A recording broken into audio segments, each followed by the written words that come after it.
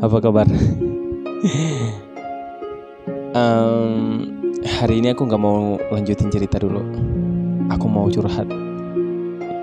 Iya, aku mau curhat sama kalian semua. Karena aku rasa hanya kalian yang bisa dengerin aku dengan baik. Aku capek jadi pendengar yang baik.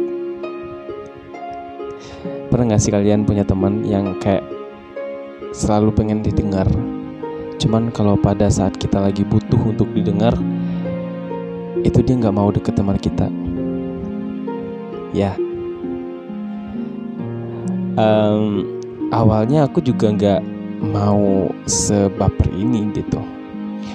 Cuman ini bukan tentang teman yang gak mau dengerin aku. Jadi ceritanya berawal dari pada saat aku memilih untuk melanjutkan pendidikan aku. Jadi beradaptasi di lingkungan baru itu luar biasa banget. Tantangannya luar biasa. Awalnya aku biasa-biasa aja, kayak anak-anak pada umumnya. Kayak gimana sih? Ya kalian paham lah. Terus awal mula aku masuk, aku mulai kenal dengan beberapa orang yang ada di sana, di tempat aku menuntut ilmu ini. Terus lama-kelamaan, karena aku welcome orangnya, jadi lama-kelamaan aku banyak banget teman. Karena aku ngambil sekolah di bidang yang kayak mempunyai kesibukan yang banyak, jadi anak-anak yang ada di situ itu beliau meluangkan waktunya untuk belajar sambil bekerja. Nah, begitupun aku. Nah, jadi di sana itu semuanya itu aku anggap sama gitu loh. Nah, mungkin karena pas aku masuk itu aku ngerasa gak ada perbedaan sama sekali. Akhirnya aku bergabung lah tuh di salah satu organisasi yang kayak banyak orangnya gitu. Dan akhirnya di sana aku diterima dengan baik. Cuman ada cumannya, ada tapinya.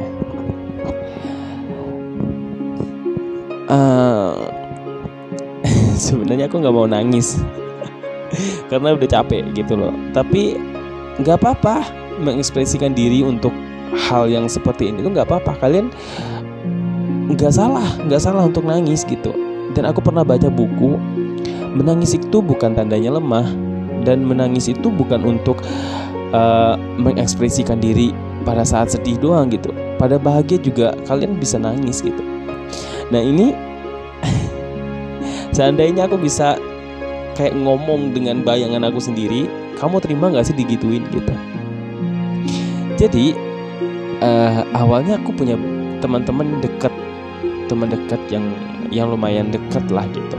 Jadi apa-apa kemana-mana bareng-bareng gitu. Nah pada saat kita masuk ke organisasi ini, di sana bercampurlah tuh kita, maksudnya dengan orang-orang yang kayak sebenarnya satu tempat kuliahan, cuman beda jurusan gitu. Nah di sanalah tuh aku mulai merasa dibedakan. Mungkin karena aku lebih lembut kali ya, atau lebih bisa dibilang itu nggak tahu kenapa ya, dari zaman aku SMA, dari SMP, SMA, dan pas kuliah juga itu teman-teman aku kebanyakan sih perempuan gitu loh, nggak tahu kenapa. Dan aku nyaman hal itu gitu loh. Dan nggak menutup kemungkinan aku temenan sama laki-laki juga, banyak teman laki-laki aku gitu. Cuman aku sering nongkrong dengan perempuan gitu. Nah kalau misalkan di kuliahan juga duduk kadang di samping aku teman perempuan aku gitu. Kenapa? Karena terkadang aku tuh kalau misalkan duduk bareng sama teman-teman laki-laki aku tuh, kalau misalkan dia melakukan hal yang kayak apa sih namanya, sedikit perhatian aja, aku langsung baper gitu loh. Makanya aku selalu jaga jarak agar tidak menimbulkan rasa itu. Nah ketika aku masuk ke organisasi itu, tiba-tiba muncullah tuh pembulian yang mungkin mereka anggap itu lucu. Kalian pernah gak sih kayak jadi bahan lelucuan mereka? Mereka ketawa, cuman aku bingung, aku harus ketawa apa enggak gitu. Yang diketawain itu aku, ngerti gak sih? Kayak aku loh yang jadi perbincangan dia, ya aku loh yang jadi pembulian dia. Cuman aku nggak tahu aku terjebak di dalam ruangan itu. Dan hasil aku terima itu, dan aku juga asik ketawa juga bareng-bareng mereka. Padahal dalam hati aku kayak gak terima gitu loh, kayak apaan sih harus gitu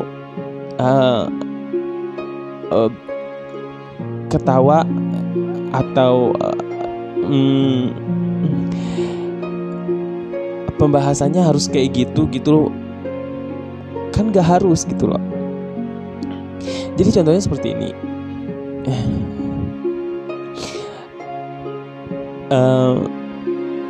Aku selalu dibilang kayak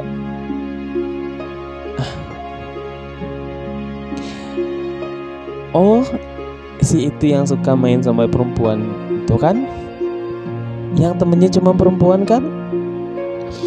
Atau kenapa sih kamu gak mau gabung sama kita yang laki-laki? Itu sakit. Kalian ngomong kayak gitu aja bukannya aku terkesan simpati sama kalian, tapi sakit. Aku gak tahu kenapa ya. Sebenarnya aku tuh orangnya baperan, cuman aku tuh orangnya peduli, gak mau bikin orang sakit hati. Dan benar sih, zodiak Cancer itu kayak gitu, bela-belain mati-matian untuk orang lain, sedangkan dirinya sendiri itu sedih, sakit. Sempat waktu itu aku menutup diri selama beberapa hari, gak mau ketemu sama siapapun. Aku gak mau cerita sih sama orang tua, aku juga gak mau cerita. Sama saudaraku juga gak mau cerita. Dan sama sahabat aku pun aku gak mau cerita tentang hal ini. Gak tahu kenapa.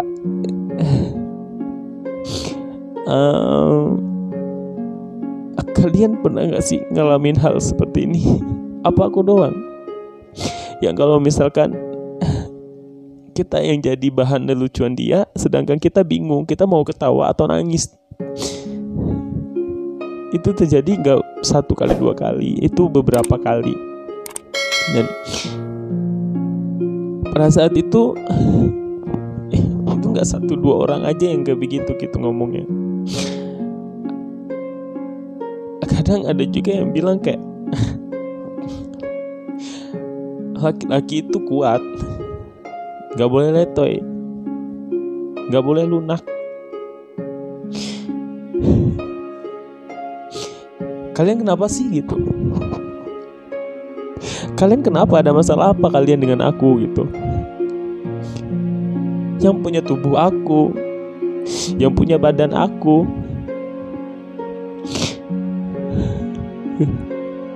Kenapa kalian tuh mengintimidasi aku gitu? Kalian tahu gak sih? Coba deh, coba gantiin posisi aku sebentar aja. Gak ada yang mau jadi seperti ini. Aku kayak gini juga bukannya acting, bukannya pura-pura. Memang seperti ini yang diciptakan sama Tuhan. Aku bersyukur Allah itu baik sama aku. Dia ngasih aku tubuh yang sempurna, gak cacat.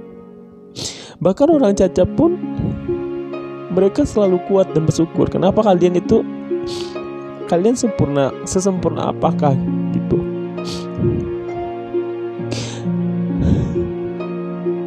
Kadang aku berangkat nih, gak mau ngobrol sama orang. Berangkat, masuk kelas, pulang, udah gak mau ngobrol. Saking takutnya terbuka sama orang lain. Ketika masuk ke tempat baru,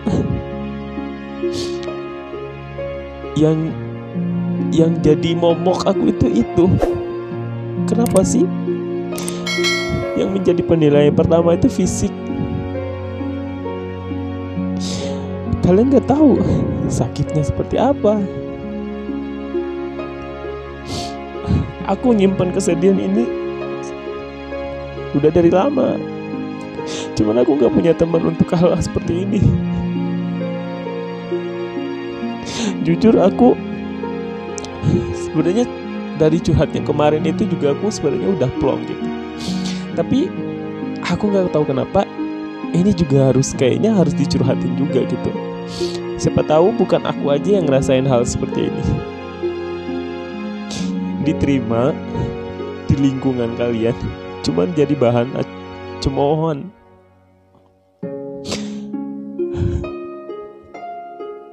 Kadang bukannya aku gak mau gabung sama mereka, bukannya aku gak mau gabung sama mereka, tapi mereka yang membuat aku tuh gak bisa gabung sama mereka. Ngerti gak sih?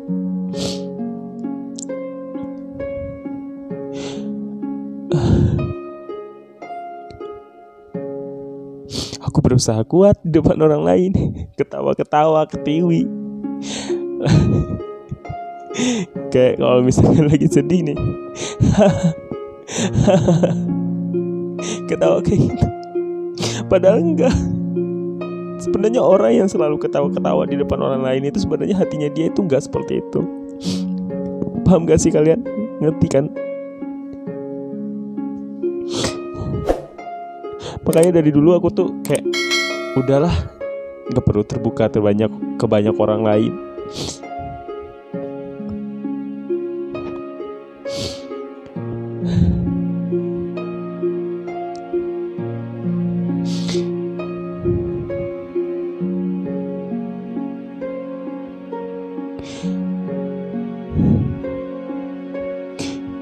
Karena semuanya itu dikomentari seolah-olah dia tuh paling sempurna. Cara ngomong aku, cara jalan aku, cara bergaul aku, semua dikomentari sama mereka. Kamu gak boleh jalan seperti ini, kamu gak boleh bersuara seperti ini. Kenapa sih kalian harus jadi Tuhan untuk orang lain?